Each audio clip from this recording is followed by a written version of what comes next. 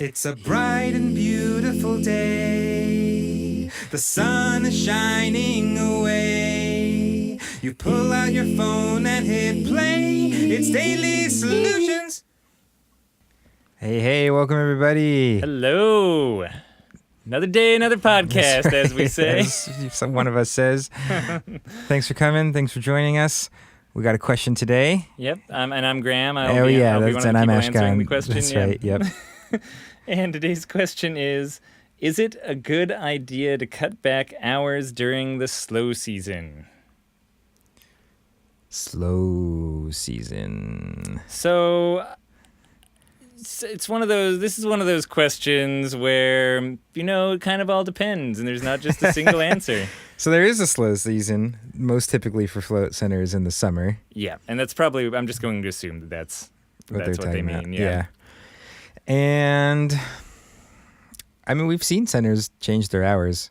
We've seen a center go as far as just literally closing for like a month and a half or 2 months in the middle of the summer.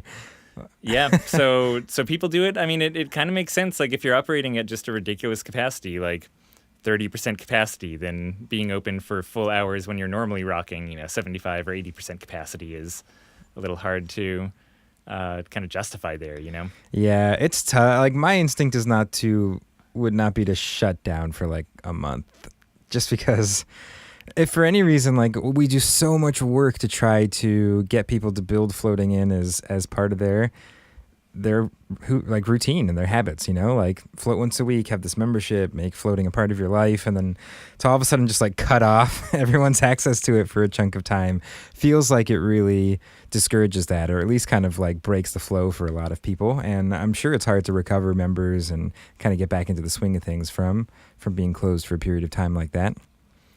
Yeah, so ideally not shutting down entirely, but as far as cutting back hours, the plus side is hopefully you're saving money in staffing during the time that you're not open. And hopefully those people who would have been floating in those early or late hours are happy to float at a more middle of the day sort of time. Yeah, so you're kind of just condensing your schedule rather than... Hopefully. I mean, that's the tricky part, right? No, this is we're in hopeful land right now. So hopefully that's what you're doing. Hopefully you're cutting back hours, you're saving money on staffing, and you're not really losing that much in terms of floaters who would have gone with you. Mm-hmm. I'd say the biggest downside is the staffing. The fact that you're trying to cut back on staffing hours means your staff doesn't have as many hours as they used to, and that's hard on people, Like people kind of schedule their lives around their jobs lots of times, and so to just have a season where they need to pick up other work or something like that feels difficult. Yeah, and I think some people just really like floating at certain times of day. Yeah. Yeah, it's not like getting a haircut where it's just like, oh, okay, I'll just like scoot my haircut appointment earlier. Like I think people choose the time of day they want to float because it affects the experience that they have. I do think our regular 2 a.m. floaters come in at that time for a specific reason. Right. And then that would be the first time that we would It's not because our schedule's like so full. We're like, oh, maybe I'll just float at 2 a.m. Yeah, right. And if we were to cut hours, for example, during the summer, 2 a.m. would be the first slot that we look at cutting. So we would, even cutting an absurd time that most float centers aren't even open, we'd be alienating some of our floaters. Yeah. So, I mean, I guess it'd be an interesting thing to test. You could try running like over the course of 2 years or maybe like 1 month versus another and seeing what the actual impact on your total number of reservations is. I mean, really, you should just not have a slow season. Yeah. I mean, yeah, it's better to like focus on filling your tanks up than it is cutting your schedule, definitely. And even to the degree of giving away a lot of free floats, which we preach a lot. But that we don't adjust our schedule during the summertime, which very much is a huge slow season up here in the Pacific Northwest. I don't really hear of float centers doing it that much either. I don't hear a lot of people saying they have like summer hours and non-summer hours. Mm-hmm. Yeah. And when I do, I guess it's often even smaller centers. If we're talking about 1 or 2 tanks, I think it's more similar there. Or sometimes I know practices that are 1 or 2 tanks, and the person also does massage, and it's sort of more a one-man show or someone with 1 or 2 other workers with them. That's kind of when I'll see maybe more of a variable schedule depending on seasons, or in tourist towns as well. Yeah. I'll definitely see an adjustment on schedules for just like height of tourist season versus not. And that's, seasonality with tourist towns is just a whole different beast. Yeah. Like then you really, like seasonality for us is just people like having different behaviors in the summer, as opposed to there's like, oh yeah, there are a quarter of the people like in this place than there are in these during the middle of ski season in the middle of summer. So yeah, it's definitely a different beast. Yeah. But I mean, yeah, so are there any other downsides besides that? Kind of making it a little harder on your staff when they need to fill in hours if you're cutting back hours, and making it hard on your customers if they have a specific time that they like to actually get in there and float. Yeah, I guess what the other thing I'd say is that when you change your hours, specifically when you add hours, it can take a little bit of time for people to get back in the swing of realizing you're open those hours. Mm-hmm. So like you're going to have, when you add those hours back, it's going to be probably slow in those hours for a couple weeks until like people realize like, oh, actually I can float at 9 p.m. again or 9 in the morning again. Like it's not one of those things where you just open it up and instantly like those are back to normal.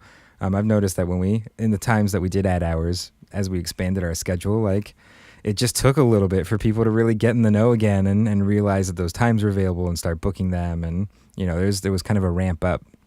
Yeah, you're kind of like pushing that boulder again from zero momentum. Like there's just a little bit of inertia that you have to build up when you change anything. So if this is a regular thing you're doing every year, maybe some of your customers will start to recognize that pattern and get used to it. But let's face it, you're a float center. It's not like your school or something that's primary in people's lives where all of a sudden summer schedule versus regular school year schedule is this huge transition, right? You're at most usually not a giant part of people's lives. So expecting anyone to really understand exactly when your hours like shift be keeping and great track of mutate that is ambitious. Uh-huh. And yeah, I guess what at were the you end of gonna the day, like mostly people can like get floats throughout different times of the day, and that extra money is often enough to pay for the cost of being open for longer. And so I think usually it's like, I don't know, I think it'd be a little hard to like really feel like you're tipping the scales, cutting off huge chunks of hours, because you still have like rent, you still have so many other kind of fixed costs that come into play. I mean, I told like the first thing I would do before I thought about cutting back hours would just be to go out and find a group that I liked and try to give away a lot of free floats and see if I can't fix my holes in my schedule by being generous with that kind of currency of filling up the tanks without people paying. And we see this cascade all the time of if you give away those free floats and get the tanks full, paying customers come in. So that would be step number one. And then if that doesn't work, I mean, I could absolutely see cutting back hours and trying to condense the schedule. If but all really you have try is, like keep track of the information. Like if I were to ever do it, I'd really want to like look at the numbers and see when that up happening. Because if you cut off like a third of your schedule and then you have a third less floats as a result, like then you've made a mistake, right? Like then you're actually just losing money, as opposed to if people really did change their behavior and shift down to the available times of the day. Yeah, so don't just guess and shoot in the dark and call it good. Track everything. Have an experiment-minded philosophy when it comes to doing anything like this with a business, even if it's just for a season. Yeah. And good luck out there. Obviously, if you're thinking about cutting back hours, it means your capacity isn't what you want in the slow season. So, yeah, good luck with it, whatever route you decide to take. Cool. All right. Well, if you guys have more questions, you can go to floatanksolutions.com/podcast. And it'll be great. We love getting them. We're excited every time one comes in. Well, a bell goes off in our office here. Is that? That's what that I thought noise that was in my head. Yeah. All right. Bye, everyone. Bye.